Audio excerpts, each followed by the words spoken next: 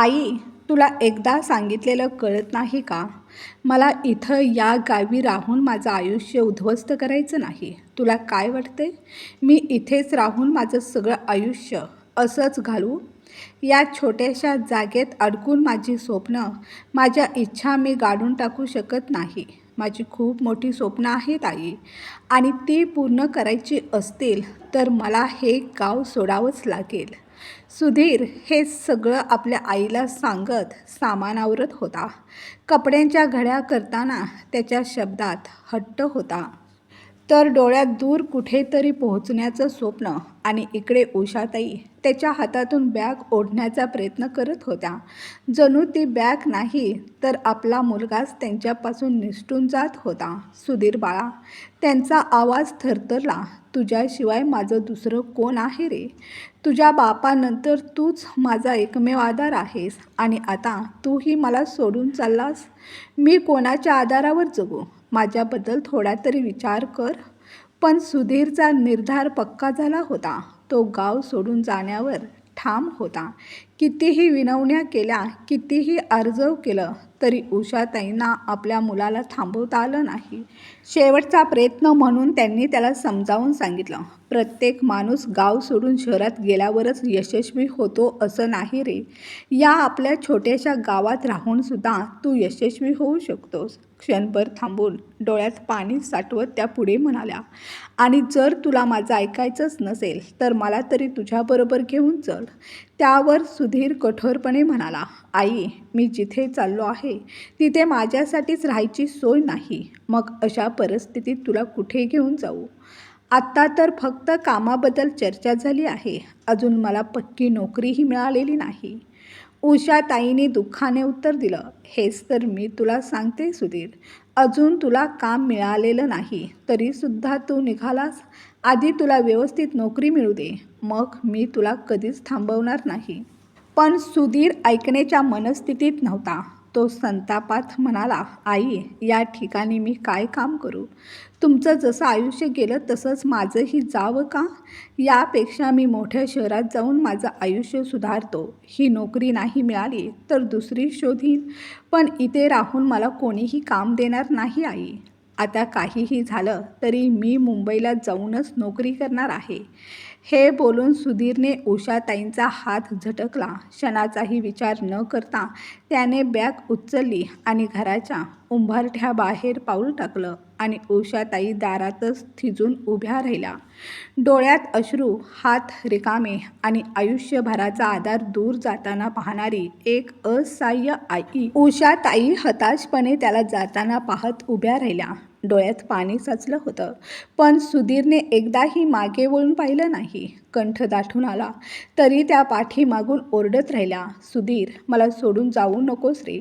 तुझ्याशिवाय मी जगू शकणार नाही. मी मरून जाईन. पण तो आवाज त्याच्यापर्यंत पोहोचलाच नाही. उषाताई कितीतरी तास दारातच बसून रडत राहिल्या. संध्याकाळ कधी रात्रीत बदलली हेही त्यांना कळलं नाही. पण त्यांचा मुलगा परत आला नाही. दार तसंच उघडं राहिलं आणि आयुष्यही. एवढे तास दारात बसून त्यांच्या मनात विचारांची गर्दी जमली. शेवटी त्यांनी अश्रूंना पुसलं, स्वतःला सावरलं आणि घरात आल्या.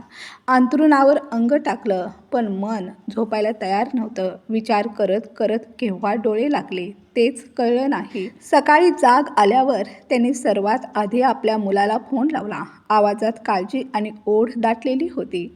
बाळा, तू कसा आहेस? व्यवस्थित पोहोचलास ना?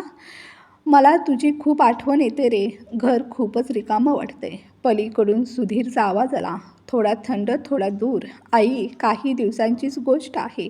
हळूहळू तुला एकटं राहण्याची सवय होईल. आणि हो, मी व्यवस्थित पोहोचलो आहे. तू स्वतःची काळजी घे. एवढंच बोलून त्याने फोन कट केला. तो एक कट उषाताईंच्या काळजात बसला. दिवसभर त्या फक्त आपल्या मुलाचाच विचार करत राहिल्या. त्यांच्या आयुष्यात आता दुसरं काहीच उरलेलं नव्हतं. मुलगा मुंबईला गेला होता आणि बिचाऱ्या उषाताई फोनवरचा एखादा शब्द, एखादा आवाज यातच आनंद शोधत होत्या. दिवस असेच ओघात निघून जात होते. एके दिवशी पुन्हा त्यांनी सुधीरला फोन केला. यावेळी आवाजात भीती होती आणि निर्णयही. बाळा, तू एक काम कर, पटकन गावी ये आणि मला तुझ्याबरोबर घेऊन चल. राहिली गोष्ट पैशाची, तर गावी असलेली आपली शेती मी विकून टाकते. त्या पैशाने शहरात एखादं घर घे आणि तू तुझं काम कर. असं केल्याने मला तरी एकटं राहावं लागणार नाही. सुरुवातीला सुधीरने साफ नकार दिला, पण थोडा वेळ विचार करून तो म्हणाला, ठीक आहे आई, तुला जर गावी एकटं राहायचं नसेल तर मी 4-5 दिवसात गावी येतो. मग आपण ठरवूया शेती आणि घराचं पुढे काय करायचं ते. आणि खरंच 4-5 दिवसातच सुधीर पुन्हा घरी आला. पण तो मुलगा परत आला होता की पुढील वादळाची नांदी होती हे उषाताईंना अजून माहीत नव्हतं. 2-3 दलालाशी सुधीरने घर आणि शेतीबाबत सविस्तर चर्चा केली. दरवेळी तो आकडेमोड करत होता. किती मिळाले, किती कमी पडेल आणि किती लवकर हातात येईल. शेवटी तो उषाताईंना म्हणाला, आई, आपण थोड्या गडबडीत घर आणि शेती विकतोय, त्यामुळे अपेक्षित किंमत मिळत नाही आहे. तरीसुद्धा मी प्रयत्न करून जास्तीत जास्त भाव मिळवण्याचा प्रयत्न केला आहे. मी एका प्रॉपर्टी डीलरशी बोललो आहे. तो क्लायंटला घेऊन येणार आहे. 4-5 दिवसात सगळी कागदपत्र तयार होतील आणि मग पैसे आपल्या हातात. उषाताई शांतपणे ऐकत होत्या. त्यांच्या डोळ्यात विश्वास होता आणि तोच त्यांच्या दुर्बलतेचा धागा होता. त्या दिवशी प्रॉपर्टी डीलर क्लायंटला घेऊन येऊ शकला नाही. सोमवारी सुधीरला कामावर परत जायचं होतं, म्हणून त्याने डीलरला फोन करून सांगितलं, तुम्ही घरी जाऊन आमचं घर आणि शेती पाहून घ्या. घरी माझी आई आहे, ती तुम्हाला सगळं दाखवेल. सोमवारी प्रॉपर्टी डीलर आला. उषाताईंनी त्याला आपली शेती दाखवली. एक एक वळण, एक एक बांध, मातीचा एक एक तुकडा, पण घराबद्दल त्यांनी एक शब्दही काढला नाही. प्रॉपर्टी डीलरने फक्त शेती पाहिली आणि निघून गेला. पुढच्या रविवारी सुधीर गावी आला. 2-4 दिवसांची सुट्टी घेऊन तो आला होता. गावात पोहोचण्याआधीच त्याने प्रॉपर्टी डीलरला फोन करून ॲग्रीमेंटचे सगळे पेपर तयार ठेवायला सांगितले होते. म्हणून ज्या दिवशी सुधीर घरी आला त्याच दिवशी प्रॉपर्टी डीलरही घरी आला. त्याने कागदपत्रांचा गठ्ठा सुधीरसमोर ठेवला. कागद पाहताच सुधीरचा चेहरा बदलला. तो म्हणाला, पण हे तर फक्त शेतीचे पेपर आहेत. मी तर तुम्हाला सगळे पेपर तयार करायला सांगितले होते ना. त्यावर तो व्यक्ती सहजपणे म्हणाला, मी तुमच्या दोन्हीही ठिकाणी असलेल्या शेतीचे पेपर तयार केले आहेत. तसं पाहिलं तर तुमचं शेत रस्त्यालगत नाही, आतमध्ये आहे. तरीसुद्धा मी त्याला चांगला भाव मिळावा यासाठी प्रयत्न करत आहे. सुधीरने मान डोलावली, पण लगेच पुढे म्हणाला, हो, ते बरोबर आहे, पण मी तुम्हाला या घराचेही पेपर तयार करायला सांगितले होते. क्षणभर विचार करून तो व्यक्ती म्हणाला, अरे हो, ते माझ्या लक्षातच राहिलं नाही. पण ठीक आहे, आता इथं आजूबाजूला काही कंपन्या येणार आहेत. सध्या घराला फारसा चांगला भाव मिळणार नाही, पण पुढच्या काही महिन्यात मात्र या घराची किंमत नक्कीच वाढेल. हे ऐकताच सुधीरच्या चेहऱ्यावर समाधानाची झळक उमटली. त्याला वाटलं, आपण योग्य निर्णय घेतला आहे. पण उषाताई मात्र काहीच बोलल्या नाहीत. त्या शांत होत्या. शेतीचा व्यवहार पूर्ण झाला. पैसे हातात आले. निघायची तयारी करतानाच सुधीर थांबला. काही क्षण त्याच्या मनात विचार आला, जर मी आईला इथेच एकटी सोडून गेलो तर ती हे घर कधीच विकू देणार नाही. आणि मग दुसराच विचार पक्का झाला, त्यापेक्षा तिला माझ्याबरोबरच घेऊन जातो. हा निर्णय घेताच तो उषाताईंना म्हणाला, आई, तुझी बॅग भर. आता आपल्याजवळ पैसे आहेत. मी तुला माझ्याबरोबर घेऊन जातो. सुधीर मला बरोबर घेऊन जातोय. हा विचार मनात येताच उषाताईंच्या चेहऱ्यावर आनंद फुलून आला. त्यांनी कोणताही प्रश्न न विचारता अत्यंत आनंदाने आपली बॅग भरली आणि दोघे निघाले मुंबईकडे, जिथे सुधीर नोकरी करत होता आणि जिथे उषाताईंना आपल्या मुलाचं जग दिसणार होतं. गावातून रिक्षा करून ते रेल्वे स्टेशनवर पोहोचले. स्टेशनचा गोंगाट, प्रवाशांची लगबग आणि त्या सगळ्यात एक वेगळीच आशा. मुंबईकडे जाणारी ट्रेन सुटली. खिडकीजवळ बसलेल्या उषाताई बाहेरचं दृश्य पाहत होत्या. धावणारी झाडं, मागे पडणारी घरं आणि हळूहळू दूर जाणारं गाव. त्यांच्या मनात मात्र आनंद उसळत होता. आज माझं स्वप्न खरं झालं. त्यांना नेहमीच वाटायचं, मुलाने मला बरोबर घेऊन जावं, नाहीतर मुलाने तरी माझ्याबरोबर गावी राहावं. आज मात्र त्यांचा मुलगा त्यांना स्वतःहून आपल्या आयुष्यात घेऊन जात होता. ट्रेनच्या खिडकीतून पाहता पाहता त्या भूतकाळात हरवून गेल्या. यशवंतरावांबरोबर लग्न झालं तेव्हाही त्या अशाच प्रकारे आपलं माहेर सोडून निघाल्या होत्या.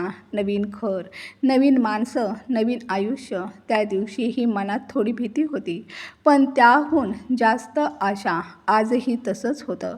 सगळं काही पाठीमागे सोडून आपल्या मुलाबरोबर नवीन शहरात, नवीन घरात, नवीन आयुष्य सुरू करण्यासाठी त्या निघाल्या होत्या.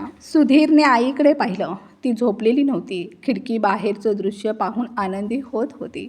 म्हणून त्याने पैशांची बॅग उचलली, ती डोक्याखाली ठेवली आणि वरच्या बर्थवर झोपला. काही तासांनी जाग आली. खाली पाहिलं, आई अजूनही जागीच होती. तो म्हणाला, आई, थोडा वेळ आराम कर. उषाताई हसत म्हणाल्या, बाळा, अजून खूप प्रवास बाकी आहे. जेव्हा झोप येईल तेव्हा झोपेन. आई, किमान थोडा वेळ टेकून तरी बस. इतका वेळ असंच बसून राहशील तर दमशील, सुधीर म्हणाला. मग उषाताईने एक छोटीशी पिशवी डोक्याखाली ठेवली आणि थोडा आराम घ्यायला टेकल्या. काही वेळातच त्यांना झोप लागली. त्या झोपल्या आणि त्यांना कळलंच नाही कधी. कारण आत्तापर्यंत त्या कायम एकट्याच होत्या. सतत मुलाचाच विचार, काळजी, भीती. म्हणूनच त्यांना कधीही शांत झोप मिळाली नव्हती. पण आज त्यांचं मन शांत होतं. मुलगा जवळ होता आणि म्हणूनच त्या पहिल्यांदाच निर्धास्तपणे झोपल्या होत्या. काही वेळानंतर उषाताईंना गाढ झोपलेलं पाहून सुधीरने त्यांच्या कानात हळूच कुजबुजून त्यांना उठवण्याचा प्रयत्न केला. आई, आई. पण उषाताई हालचालही करत नव्हत्या. तेव्हा सुधीरच्या मनात खात्री निर्माण झाली. आई गाढ झोपली आहे. या संधीचा फायदा घेत त्याने हळूच आपली बॅग उचलली. आईची बॅग तिच्या शेजारीच नीट ठेवली. पुढच्या स्टेशनवर ट्रेन थांबताच एकदाही मागे न पाहता तो गाडीतून खाली उतरला. क्षणातच गाडी पुढच्या प्रवासाला निघाली आणि उषाताई अजूनही गाढ झोपेतच. काही तासानंतर उषाताईंना जाग आली. आजूबाजूला नजर फिरवत त्याने सुधीरला हाक मारली, सुधीर. पण कुठेच प्रतिसाद नव्हता. त्या घाबरून उठून बसल्या. डोळ्यांनी डबा पालथा घातला, पण सुधीर कुठेच दिसत नव्हता. हळूहळू त्यांच्या लक्षात आलं, आपला मुलगा आपल्याला एकटं सोडून गेला आहे. त्या क्षणी उषाताईंचा बांध फुटला. त्या रडू लागल्या. त्यांचा रडण्याचा आक्रोश ऐकून आजूबाजूचे प्रवासी त्यांच्या जवळ आले. काय झालं माई? का रडताय? तेव्हा अश्रूंनी भरलेल्या डोळ्यांनी उषाताई म्हणाल्या, माझा मुलगा माझ्याबरोबर प्रवास करत होता. तुम्ही त्याला पाहिलं आहे का? माझा मुलगा कुठे गेला? आता माझी आणि त्याची भेट कुठे होणार? एक प्रवासी म्हणाला. कदाचित काहीतरी घ्यायला तो स्टेशनवर उतरला असेल आणि गाडी सुटली असेल. तर दुसरे काही जण कुजबुजत म्हणू लागले, जाणून बुजूनच उतरला असावा. प्रत्येकाच्या चेहऱ्यावर उषाताईंविषयी दया होती, पण प्रत्येकाची चर्चा वेगळी होती. तेवढ्यात तिकीट तपासणीसाठी टीटी तिथे आला. एवढी गर्दी पाहून तो थोडा कठोर आवाजात म्हणाला, काय झालं इथे? एवढी गर्दी का केली आहे? एका प्रवाशाने सगळी हकीकत सांगितली. या माईंबरोबर त्यांचा मुलगा प्रवास करत होता, पण आता तो अचानक गायब झाला आहे. स्टेशनवर उतरून मागे राहिला की मुद्दाम उतरला, काहीच कळत नाही. तेव्हा टीटी ठामपणे म्हणाला, विनाकारण अंदाज लावून माईंना त्रास देऊ नका. ज्यांना खरंच मदत करायची आहे त्यांनीच इथे थांबा. उगीच गर्दी करून गोंधळ वाढवू नका. टीटीचा आवाज ऐकताच अर्ध्याहून अधिक गर्दी पांगली. लोक आपापल्या जागेवर जाऊन बसले. तरीही काही संवेदनशील प्रवासी उषाताईंच्या जवळच थांबले. त्यांना आधार देण्यासाठी. टीटी उषाताईंच्या शेजारी येऊन बसला. आवाजात संयम आणि आश्वासकपणा ठेवत तो म्हणाला, माई, तुमच्याजवळ तुमच्या मुलाचा मोबाईल नंबर आहे का? कदाचित तो एखाद्या स्टेशनवर उतरला असेल आणि गाडी निघून गेली असेल. तसं झालं असेल तर मी तुम्हाला पुढच्या स्टेशनवर उतरवतो आणि तिथल्या स्टेशन मास्तरला सगळं सांगतो. मग तुमचा मुलगा तिथे येऊन तुम्हाला घेऊन जाईल. नंबर लक्षात असेल तर द्या, नाहीतर कुठे लिहून ठेवला असेल तरी सांगा. उषाताई थोड्या गोंधळून म्हणाल्या, माझ्या मुलाचा नंबर मला लक्षात नाही. पण तेवढ्यात त्यांच्या चेहऱ्यावर आशेची हलकी झळक उमटली. थांबा, त्यांना आठवलं. आपल्या बॅगेत त्यांनी कागदावर सुधीरचा मोबाईल नंबर लिहून ठेवला होता. खरं तर उषाताईंकडे स्वतःचा मोबाईल फोन होता, पण तो फोनही सुधीरच घेऊन गेला होता. घाईघाईने त्यांनी बॅग उघडली, तो कागद काढला आणि थरथरत्या हाताने तो नंबर टीटीकडे दिला. टीटीने ताबडतोब फोन लावला आणि तो मोबाईल स्पीकरवर ठेवला. 1, 2, 3 रिंग. तिसऱ्या रिंगला सुधीरने फोन उचलला. टीटीने शांत पण ठाम आवाजात विचारलं, तुम्ही सुधीर बोलत आहात का? पलीकडून उत्तर आलं, हो, मी सुधीरच बोलतोय. तुम्ही कोण? टीटी म्हणाला, मी सुवर्णनगरी एक्सप्रेसचा तिकीट तपासनीस बोलतोय. तुमच्या आईशी बोला. असं म्हणून त्याने फोन उषाताईंच्या हातात दिला. फोन हातात घेताच उषाताईंचा बाण फुटला. त्या रडत म्हणाल्या, बाळा, तू कुठे आहेस? आईचा आवाज कानावर पडताच क्षणाचाही विलंब न करता सुधीरने फोन कट केला. क्षणभर सगळीकडे शांतता पसरली. टीटीने पुन्हा फोन लावण्याचा प्रयत्न केला, पण आता मोबाईलवर एकच उत्तर येत होतं, स्विच ऑफ. हे दृश्य पाहून आसपास उभ्या असलेल्या लोकांच्या चेहऱ्यावर गोंधळ आणि धक्का उमटला. हळूहळू सगळ्यांच्या लक्षात येऊ लागलं, उषाताईंचा मुलगा त्यांना जाणून बुजून ट्रेनमध्ये सोडून गेला आहे. एक प्रवासी हळूच म्हणाला, माई, तुमच्या मुलाला फोन लागत नाही, याचा अर्थ तो तुम्हाला मुद्दाम सोडून गेला असावा. हे ऐकताच उषाताई व्याकुळ होऊन म्हणाल्या, नाही, माझा मुलगा असं करूच शकत नाही. तोच मला घेऊन आला होता. मग अर्ध्या रस्त्यात मला एकटं का सोडेल? आम्ही घरदार सगळं सोडून दुसऱ्या शहरात राहायला निघालो होतो. त्यांचा आवाज भरकटलेला होता आणि डोळ्यात अजूनही एका आईची न झिजलेली आशा जिवंत होती.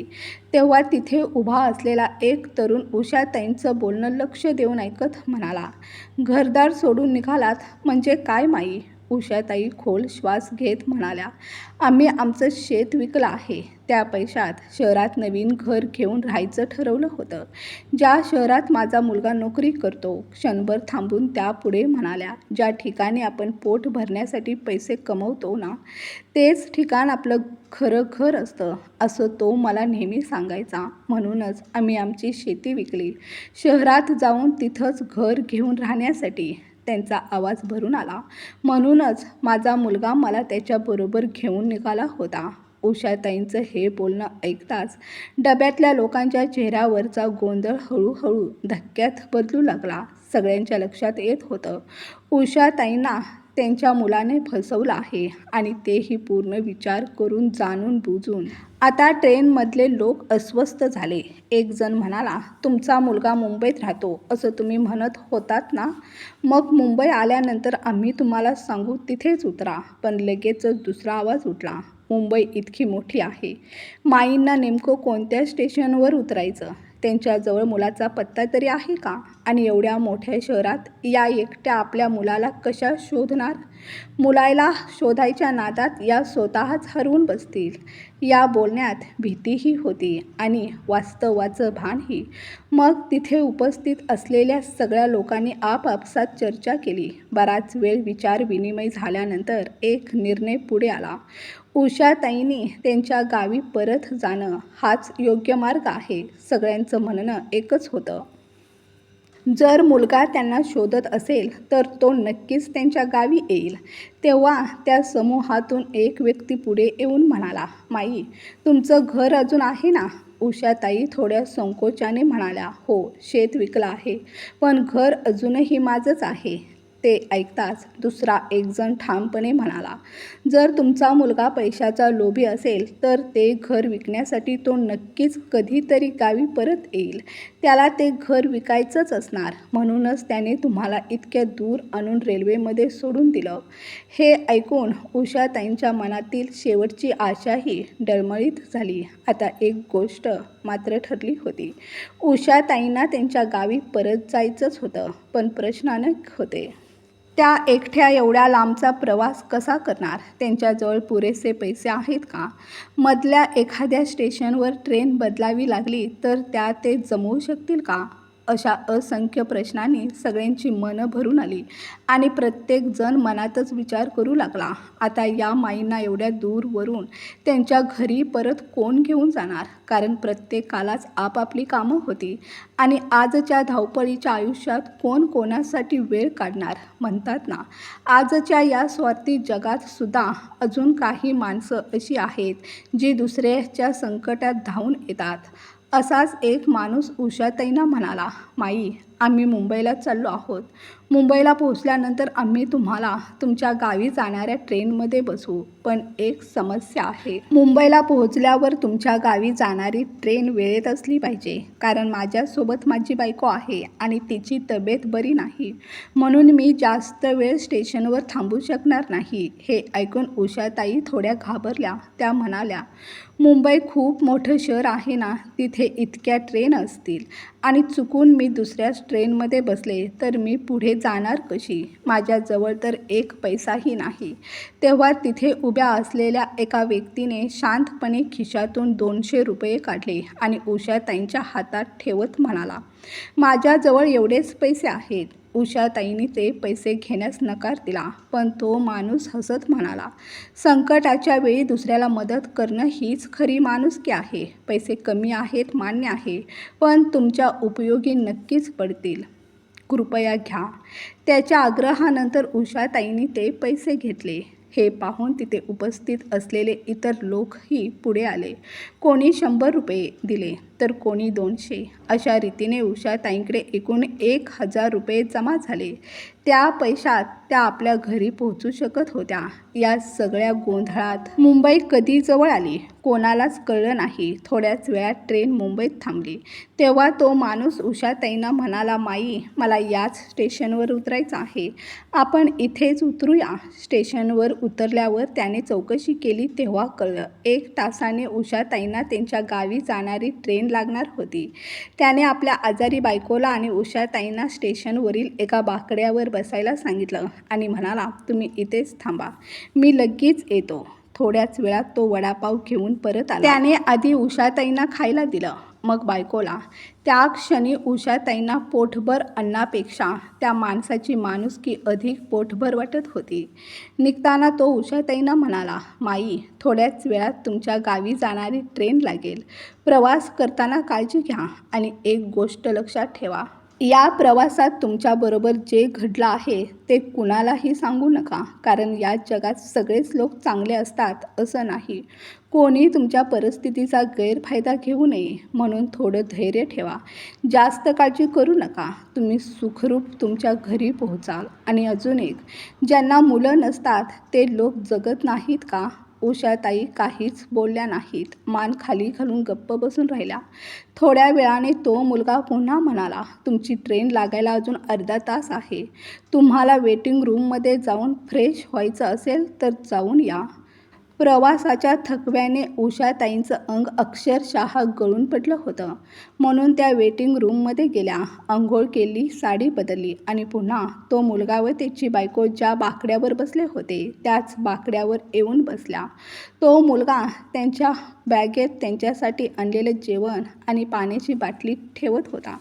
तोच ट्रेन स्टेशनवर येऊन थांबली. थोड्याच वेळात उषाताई जनरल डब्याच्या त्या अफाट गर्दीत सामील झाल्या. डबा इतका भरलेला होता की श्वास घ्यायलाही जागा नव्हती. कसं बसं त्या डब्यात चढल्या, पण बसायला जागा मिळाली नाही आणि उभं राहण्याचं वयही नव्हतं त्यांचं. तरीही मनाला घट्ट आवर घालून त्या उभ्याच प्रवास करू लागल्या. ट्रेन निघाली. 2-4 स्टेशन सरली आणि सुदैवाने त्यांना बसायला जागा मिळाली. पण मन मात्र स्वस्थ होत नव्हतं. डोक्यात विचारांची गर्दी उसळत होती. तेवढ्यात त्यांच्या लक्षात आलं, ज्या मुलाने त्यांना ट्रेनमध्ये बसवलं होतं त्याने फोन करायला सांगितलं होतं. त्यांनी समोर बसलेल्या मुलाकडून फोन मागितला. त्या दिलेल्या नंबरवर कॉल केला आणि म्हणाल्या, बाळा, मला बसायला जागा मिळाली आहे. पलीकडून तो मुलगा म्हणाला, आता काळजी करू नका, आरामात प्रवास करा. घरी पोहोचल्यानंतर पुन्हा एकदा फोन करा. उषाताई म्हणाल्या, हो बाळा, नक्की फोन करीन आणि हो, तुझ्या बायकोची काळजी घे. फोन ठेवताच त्यांच्या मनात विचारांचा पूर आला. एवढ्या धावपळीच्या स्वार्थी जगात या मुलासारखी देव माणसं अजूनही भेटतात. अशा वेळी माणसाला किती आधार वाटतो. जर या मुलाने मला मदत केली नसती तर या मोठ्या मायानगरीत मी कुठे गेले असते, कुणाकडे मदत मागितली असती, हे विचार करताच उषाताईंच्या डोळ्यातून अश्रूंचा धारा वाहू लागल्या. पण क्षणातच त्यांनी डोळे पुसले आणि स्वतःलाच बजावलं, आता रडून चालणार नाही. ज्या दिवशी माझ्या नवऱ्याचं निधन झालं त्या दिवशी एवढं मोठं दुःख गिळून मी स्वतःला सावरलं. मन कठीण करूनच हे आयुष्य आजवर जगले आणि पुढचं आयुष्यही तसंच मन घट्ट करूनच जगायचं आहे. त्या विचाराने उषाताई पुन्हा सावरल्या आणि ट्रेन पुढे धावू लागली. पण विचार थांबत नव्हते. त्यावेळी सासरच्या लोकांनी माझी साथ सोडली होती, पण तरीही मी माझ्या मुलाला त्याचा प्रत्येक हक्क दिला. त्याच्यासाठी घर घेतलं. नवऱ्याच्या मृत्यूनंतर कोणाचाही आधार न घेता एकटीच मी माझ्या मुलासाठी एवढं सगळं करू शकले. मग आता स्वतःसाठी काहीच करू शकत नाही का? नक्कीच करू शकते. देवाने जर मला एवढं चांगलं आयुष्य दिलं असेल तर मी ते विनाकारण वाया घालवणार नाही. उरलेलं आयुष्य रडत हतबलपणे घालवणार नाही. अशाच विचारांमध्ये हरवलेल्या उषाताई आपल्या गावच्या स्टेशनवर उतरल्या. स्टेशनवर पाय ठेवताच त्यांनी एक दीर्घ श्वास घेतला. जणू बराच काळ दडपलेलं ओझं छातीतून उतरल्यासारखं वाटलं. घरी जाण्याचा रस्ता त्यांना चांगलाच माहीत होता, त्यामुळे स्टेशनवरून घरापर्यंत त्यांना कुठलीच अडचण आली नाही. उषाताई घरी पोहोचताच शेजारी पाजारी गोळा झाले. उषा काकू, काय झालं? तुम्ही तर तुमच्या मुलाबरोबर शहरात राहायला गेला होतात ना? जाताना म्हणाला होतात की आता परत येणार नाही. उषाताई शांतपणे म्हणाल्या, हो, मी तसं म्हणाले होते, पण आता परत आले आहे आणि आता इथेच राहणार आहे. शेजारी राहणाऱ्या सरिताताईंना तेव्हा त्यांच्या म्हणणीची आठवण झाली. त्या आधीच म्हणाल्या होत्या, मुलाचं ऐकून तुझी शेती विकू नकोस. पण उषाताईंनी मैत्रिणीचं ऐकलं नव्हतं. त्यांनी मुलाचं ऐकलं होतं आणि शेती विकली होती. आज त्याच निर्णयाची किंमत त्यांना मोजावी लागत होती. सरिताताईंना जी शंका तेव्हा वाटली होती ती आज खरी ठरली होती. उषाताईंनी घराचं कुलूप उघडलं आणि कोणाशीही काही न बोलता दरवाजा बंद केला. सरिताताईंनी मनातच ठरवलं, आत्ता बोलणं योग्य नाही. संध्याकाळी राग शांत झाल्यावर पुन्हा येते. संध्याकाळी सरिताताई पुन्हा उषाताईंच्या घरी आल्या. उषाताईंनी दरवाजा उघडला आणि त्यांना आत घेतलं. उषाताईंच्या चेहऱ्याकडे पाहताच सरिताताईंना जाणवलं त्या प्रचंड तणावात आहेत. सरिताताई त्यांच्या शेजारी बसल्या आणि प्रेमाने विचारलं, तू एवढी टेन्शनमध्ये का दिसतेस? सगळं ठीक आहे ना? तुझा मुलगा तुला बरोबर घेऊन गेला होता ना? तो म्हणाला होता ना की तुला कायम त्याच्याबरोबर ठेवेल. मग तू अचानक परत कशी आलीस आणि तेही एकटी? त्या थोड्या थांबल्या आणि अधिक आपुलकीने म्हणाल्या, उषा, काही बिनसलंय का? तू मला सांग. मी तुझी मैत्रीण आहे, बहिणीसारखी आहे. काही लपवायचं नाही. त्या शब्दाने उषाताईंच्या मनात साचलेलं दुःख आता कधीही बाहेर पडणार होतं. सरिताताईंनी इतक्या प्रेमाने विचारताच उषाताईंचा कंठ दाटून आला. डोळ्यात साठलेलं दुःख बाण फुटल्यासारखं ओघळू लागलं. शेवटी त्या स्वतःला आवरू शकल्या नाहीत. त्या सरिताताईंच्या गळ्यात पडल्या आणि मोठमोठ्याने रडू लागल्या. मी असा कोणता अपराध केला होता? सरिताताईंनी कसं बसं त्यांना शांत केलं आणि ठामपणे म्हणाल्या, आता रडू नकोस. काय झालं ते मला नीट सांगशील की नाही? तेव्हा उषाताईंनी थरथरत सगळा घटनाक्रम सांगितला. मी मुलाबरोबर मुंबईला निघाले होते, पण आम्ही तिथपर्यंत पोहोचलोच नाही. अर्ध्या वाटेतच तो मला सोडून गायब झाला. मी त्याला फोन केला तर त्याने फोन कट केला आणि थोड्याच वेळात मोबाईल बंद केला.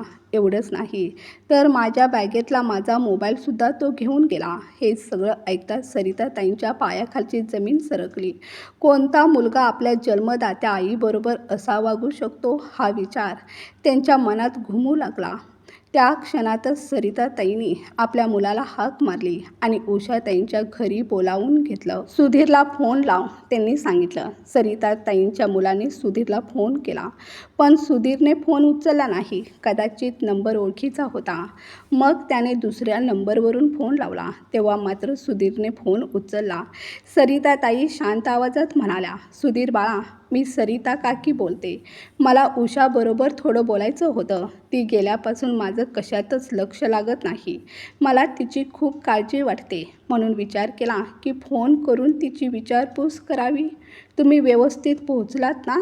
उषाकडे फोन दे ना, मला तिच्याशी बोलायचं आहे.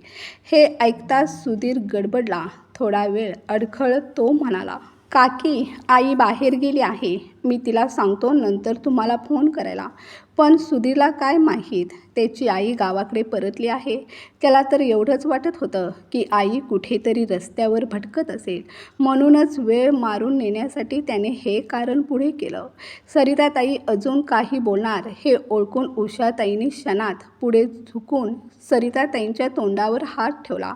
पण तेवढ्यातच सुधीरने फोन कट केला. पुढच्या क्षणी त्याने तो नंबरही ब्लॉक केला. कारण त्याने आपल्या आईबरोबर केलेला हा अमानुष व्यवहार सरिताताई किंवा गावातल्या कुणालाही कळू नये, हीच त्याची धडपड होती. पण खरंच सत्य काय आहे हे सरिताताईंना आधीच उमगलं होतं. फोनवर आपल्या मुलाचा आवाज कानावर पडताच उषाताईंच्या काळजाला पाझर फुटला. डोळ्यातून अश्रू ओघळू लागले. कारण कितीही अन्याय झाला तरी ते आईचं हृदय होतं, मुलासाठी अजूनही धडधडणारं. पण यावेळी सरिताताईंनी उषाताईंना खंबीरपणे सावरलं. त्या म्हणाल्या, तू तुझ्या मुलासाठी काय केलं नाहीस सांग बघू.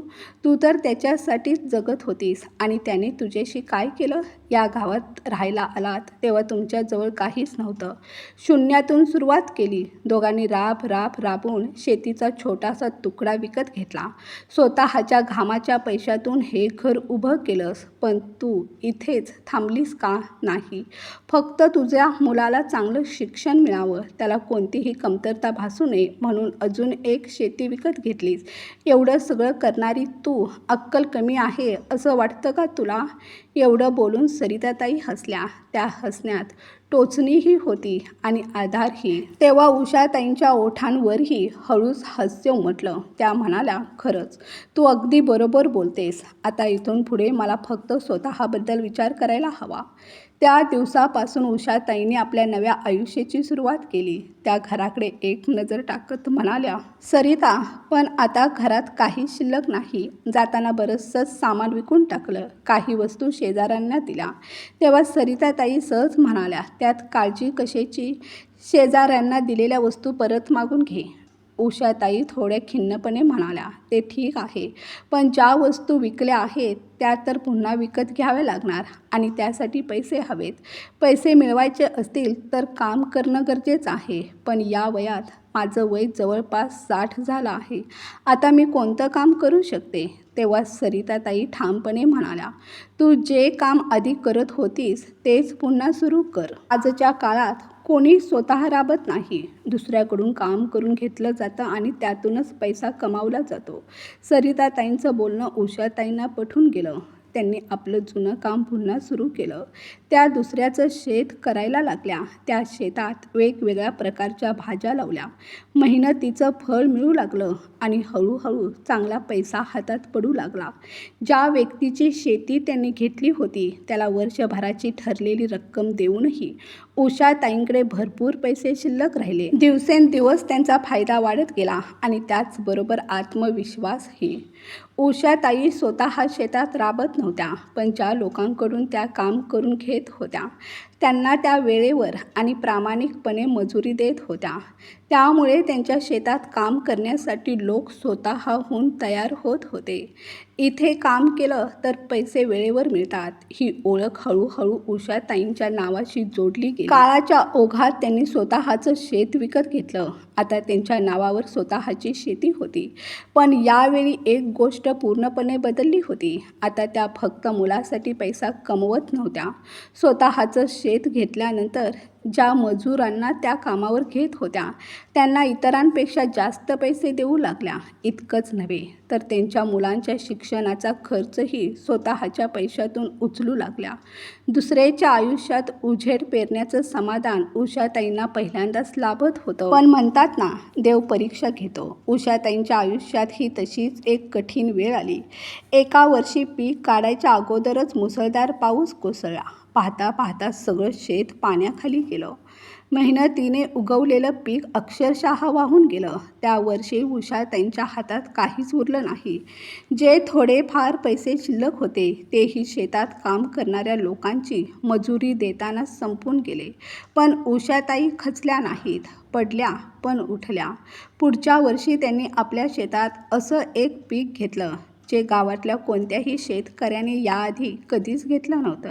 त्या पिकाला बाजारात प्रचंड मागणी आली. मात्र यावेळी पेरणी आणि मशागतीसाठी त्यांना काही ठिकाणाहून उसने पैसे घ्यावे लागले. खरं सांगायचं तर यावेळी पीक घेताना उषाताई खूप मानसिक तणावाखाली होत्या. मी एवढं सगळं करत आहे, पण यश मिळेल का हा प्रश्न त्यांना दिवस रात्र छळत होता. पण म्हणतात ना, देव कष्टाचं फळ नक्की देतो. आज त्यांचं जिवंत उदाहरण उषाताईंच्या समोर उभं होतं. पावसाने त्यांचं नुकसान केलं होतं, पण त्यांनी हार मानली नव्हती. त्यांनी कष्ट करणं थांबवलं नव्हतं आणि आज त्या कष्टाचं सोनं झालं होतं. हळूहळू त्यांची परिस्थिती बदलू लागली. देवाची अशी कृपा झाली की त्यांच्या आयुष्यात जणू धनाचा वर्षाव सुरू झाला. दिवस असेच सरत होते. एके दिवशी तोच प्रॉपर्टी डीलर एका पार्टीला घेऊन उषाताईंचं घर दाखवायला आला. त्यावेळी उषाताई घरात नव्हत्या, पण बाहेरून येताना तो डीलर दिसताच उषाताईंच्या मनात क्षणातच विचार चमकून गेला. हा घर विकायला आला आहे. क्षणाचाही विलंब न करता त्यांनी शेजाऱ्यांना सांगून ठेवलं. तो कुणी चौकशी करायला आला तर सांगा, हे घर बहुतेक वेळा बंदच असतं. कधी-मधी काही लोक येतात आणि निघून जातात. डीलरने आजूबाजूला चौकशी केली. शेजाऱ्यांनी उषाताईंनी सांगितल्याप्रमाणेच उत्तर दिलं. तेव्हा तो हसत म्हणाला, येणं जाणं काहीही असो, पण आता हे घर मी विकायला काढलं आहे. त्यामुळे हे घर तुम्हाला मिळेल असा विचार करू नका. शेजारी मात्र हुशारीने आणि गोड बोलून त्याच्याशी संवाद साधत होते. त्यांनी त्याच्याकडून फोन नंबरही घेतला आणि म्हणाले, इथे कोणी राहायला आलं तर आम्ही तुम्हाला फोन करून कळवतो. प्रॉपर्टी डीलर हसतच नंबर देऊन म्हणाला, तुमचं घर किंवा शेती कुणाला विकायची असेल तर मला नक्की सांगा. बोलता बोलता शेजाऱ्यांनी सहज विचारलं, हे घर सुधीरचंच आहे ना? तो कधी येणार आहे? डीलर म्हणाला, लवकरच येणार आहे असं म्हणत तो निघून गेला.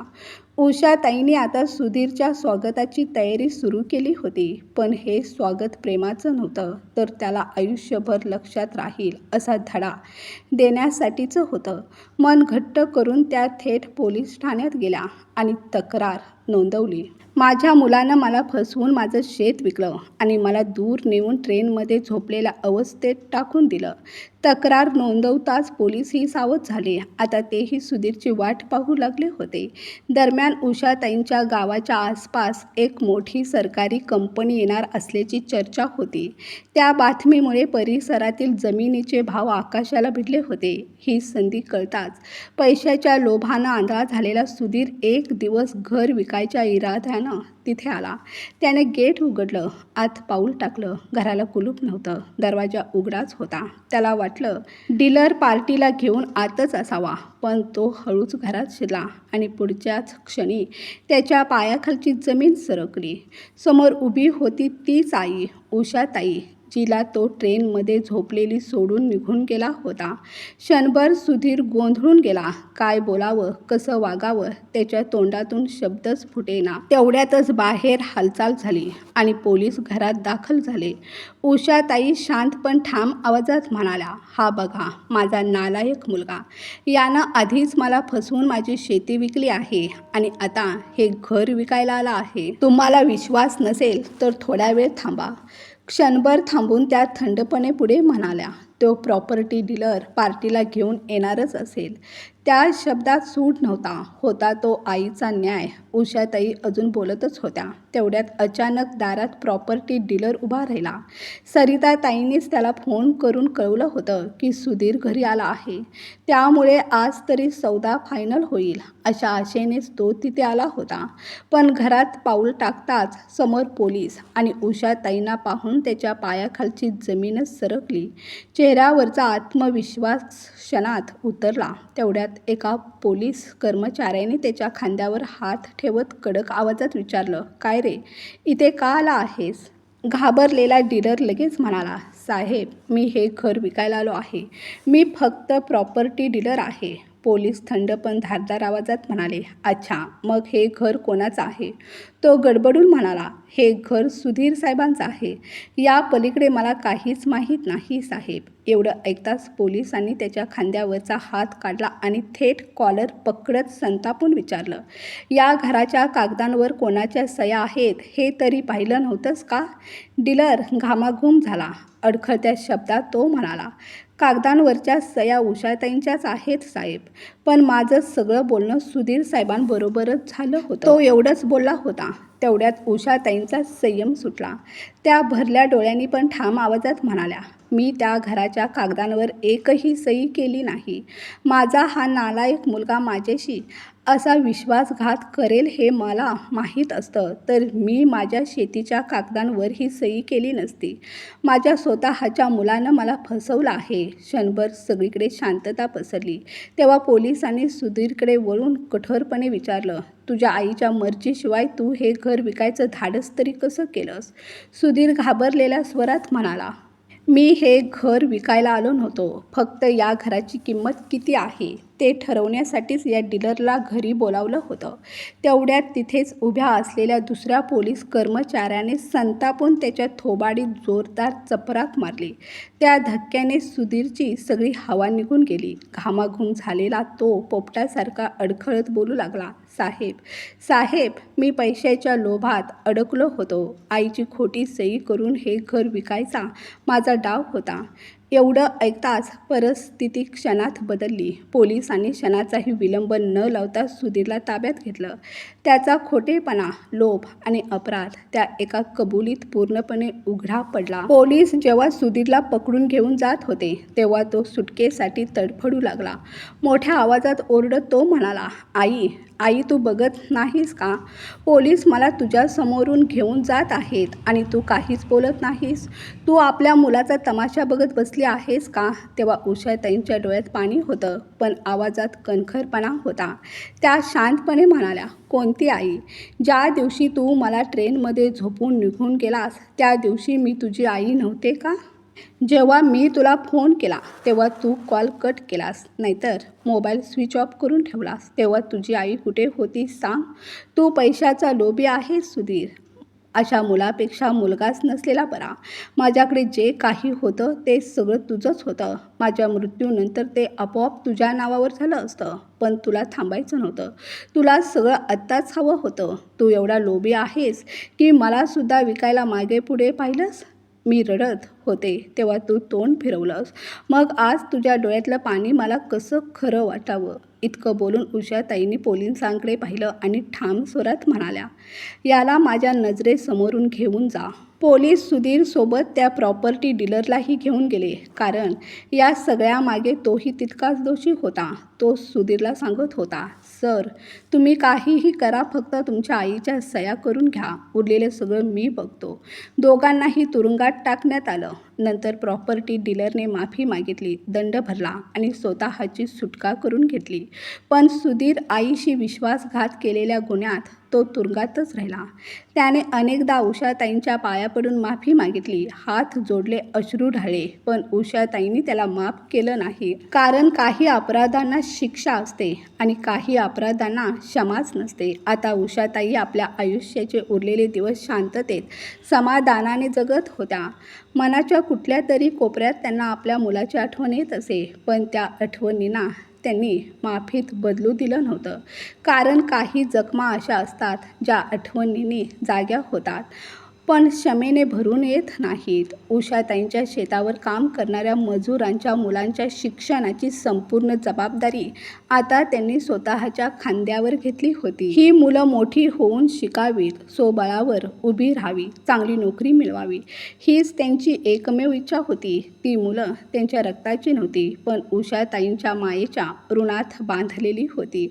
ज्यांच्यावर उषाताईंनी उपकार केले होते ती मुलं कधीच त्यांना विसरली नव्हती. म्हणून म्हणूनच आज अनेक जण उषाताईंना आई म्हणून हाक मारत होते, मनापासून, अभिमानाने, प्रेमाने. पण सुधीर त्याने आपल्या स्वतःच्या कर्माने आई या शब्दाचं छत कायमचं गमावलं होतं.